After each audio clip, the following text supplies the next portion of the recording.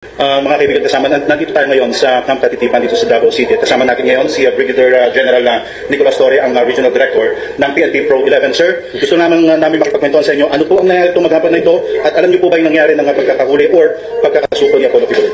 Yung pagkahuli ang particulars ng pagkahuli ni Pastor Apollo Kibuloy ay pakitanong nyo lang sa SILG. Si SILG lang i-interview nyo dahil ang mga details nun ay hindi ko talaga alam. Okay, so pakilang at hindi ko talaga alam ang mga details na. Pero siya po ay nanggaling mismo dito sa Davao?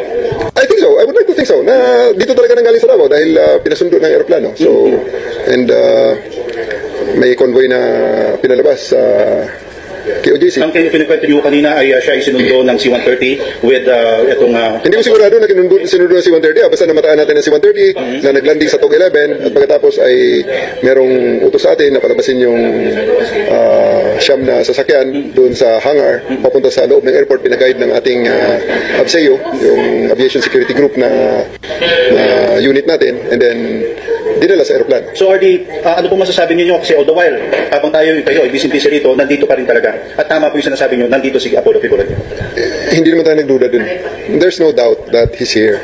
Ang pagtatago nga lang. At napag-aralan natin kaya medyo humaba ang ating paghahanap. Dahil napakalaki nga ng lugar. Kaya napag-aralan din naman natin, natututo rin tayo. At saka ako'y nagpapasalamat din kay Pastor Apollo Kibuloy for the realization na ito na talaga ang tamang gawin. Kundi harapin na lang talaga ang batas. Ano po masasabi nyo ngayon sa inyo pong sa tropa na matyagang nagantay, nag-operate for 16 days, nandito sila? Ako'y lubos na nagpapasalamat sa ating mga kababayan. At sa ating, lalong-lalo sa ating kapulisan na nagpakahirap, nagpuhunan ng dugo, pawis, luha at pawis para ma-achieve ang mission na ito. So, maraming salamat sa inyong cooperation. At sagot ko ngayong gabi ang lechon at band. Ano naman po masasabi ninyo, General, sa mga taga-KOJC? Well, ako'y nagpapasalamat din sa ating mga kapatid sa KOJC sa kanilang kooperasyon. At may mga pagbabanghayan siguro, hindi pagkakaintindihan, at may mga engkwentrong mga maliliit lang naman. So, I do hope that this will be the start of the healing. At hindi tayo magkaaway ho. Hindi nyo ako kaaway. I just played my role. Ito po talaga ang ibinigay sa akin na role, ibinigay sa aking trabaho. Kung kaya't ginawa lang ho natin ito in accordance to how we perceive, on how we do it our way. Hello, sir. Ayan po si General. Sir, salamat sir. Yes, sir. Mga kaibigan, nandito tayo ngayon sa Camp Katitipan dito sa Davao City. Kasama natin ngayon si Brigadier General Nicolas Torre, ang Regional Director ng PNP Pro 11. Sir, gusto namin makipagkwentuhan sa inyo, ano po ang nangyari itong maghapon na ito at alam niyo po ba yung nangyari ng pagkakahuli or pagkakasuko ni Apollo Kibuloy? Yung pagkahuli ang particulars ng pagkahuli ni Pastor Apollo Kibuloy ay pakitanong nyo lang sa SILG. Si SILG lang i-interview nyo dahil ang mga details nun ay hindi ko talaga alam. Okay, so pakilang at hindi ko talaga alam ang mga details na. Pero siya po ay nanggaling mismo dito sa Davao? I think so. I would like to think so. Na dito talaga nanggaling sa Davao dahil pinasundo ng aeroplano. So, and may convoy na pinalabas sa KOJC. Ang kinikwento niyo kanina ay siya ay sinundo ng C-130 with itong... Hindi ko sigurado na sinundo ng C-130. Basta namataan natin ng C-130 na naglanding sa TOG 11 at pagkatapos ay merong utos sa atin na palabasin yung siyam na sasakyan doon sa hangar papunta sa loob ng airport. Pinaguide ng ating ABSEO, yung Aviation Security Group na unit natin, and then dinala sa aeroplano. So RD, ano po masasabi niyo kasi all the while, habang kayo ay busy rito, nandito pa rin talaga. At tama po yung sinasabi niyo, nandito si Apollo Kibuloy. Hindi naman tayo nagduda dun. There's no doubt that he's here. Ang pagtatago nga lang. At napag-aralan natin kaya medyo humaba ang ating paghahanap. Dahil napakalaki nga ng lugar. Kaya napag-aralan din naman natin, natututo rin tayo. At saka ako'y nagpapasalamat din kay Pastor Apollo Kibuloy for the realization na ito na talaga ang tamang gawin. Kundi harapin na lang talaga ang batas. Ano po masasabi nyo ngayon sa inyo pong sa tropa na matyagang nagantay, nag-operate for 16 days, nandito sila? Ako'y lubos na nagpapasalamat sa ating mga kababayan. At sa ating, lalong-lalo sa ating kapulisan na nagpakahirap, nagpuhunan ng dugo, pawis, luha at pawis para ma-achieve ang mission na ito. So, maraming salamat sa inyong cooperation. At sagot ko ngayong gabi ang lechon at band. Ano naman po masasabi ninyo, General, sa mga taga-KOJC?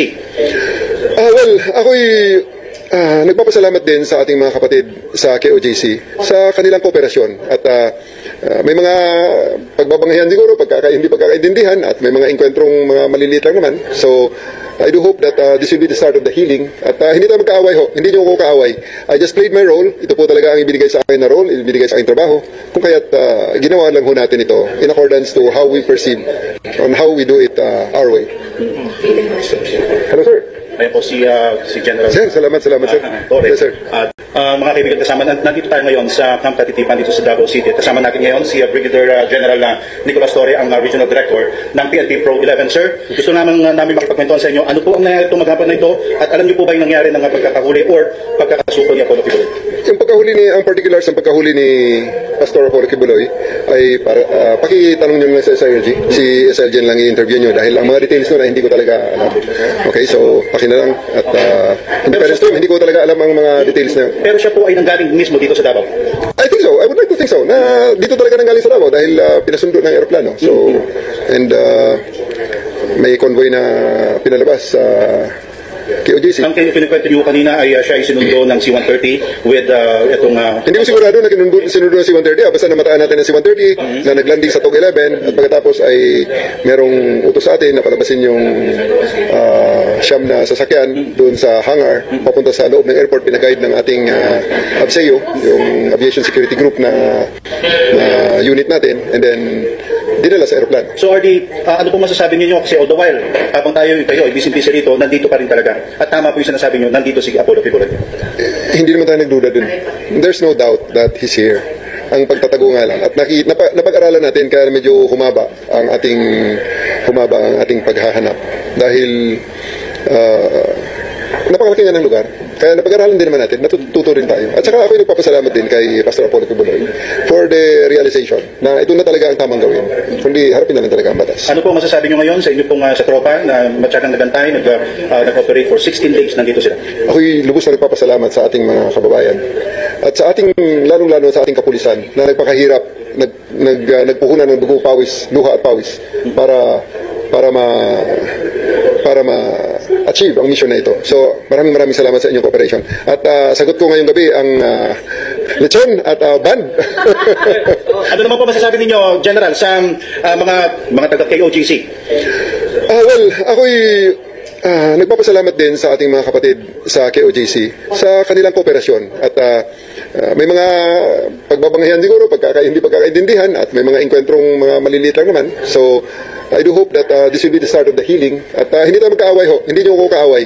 I just played my role. Ito po talaga ang ibinigay sa akin na role, ibinigay sa aking trabaho. Kung kaya't ginawa lang ho natin ito in accordance to how we perceive, on how we do it our way. Hello, sir.